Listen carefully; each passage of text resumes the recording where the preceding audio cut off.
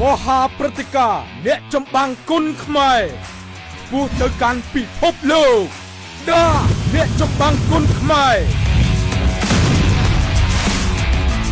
ប្រមូលផ្ដុំអ្នកខាងគុនខ្មែរជួបគ្នាលើសង្វៀនតែមួយថ្ងៃអាទិត្យទី12ខែកក្កដា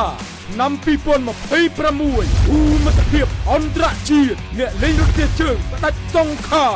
មុនមើលបាទជាមួយតន្តកានសសុវណ្ណមកពីប្រទេសឡាវមេតបមកតាន់សូតខេវិនបាទជាមួយមូហាម៉ាត់រ៉េសាមកពីប្រទេសអ៊ីរ៉ង់អ្នកលេងកណ្ដាប់ដៃដងទន្លេសាបស៊ូណាមីបាទជាមួយអាមៀដាន់សា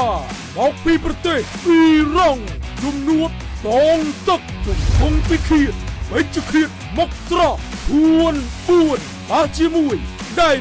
នងប៊ូមកពីប្រទេសឡាវភូមិត្តភាពជាតិខូនសំភ័របាទជាមួយលូនវ៉ាន់ឌីមនប៉ុនដិតបាទជាមួយសូតតាន់ណូកំសត់បាទជាមួយលីនប្រាក់ដួងសូមចូលរួមទស្សនាឲ្យបានច្រើនកុះក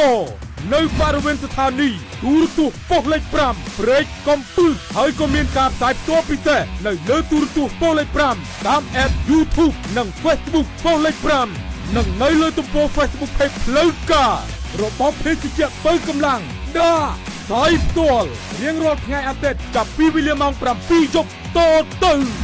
នាំមកជូនដាច់មកដោយរង្វាន់ខ្លាំងឈ្នះច្រើន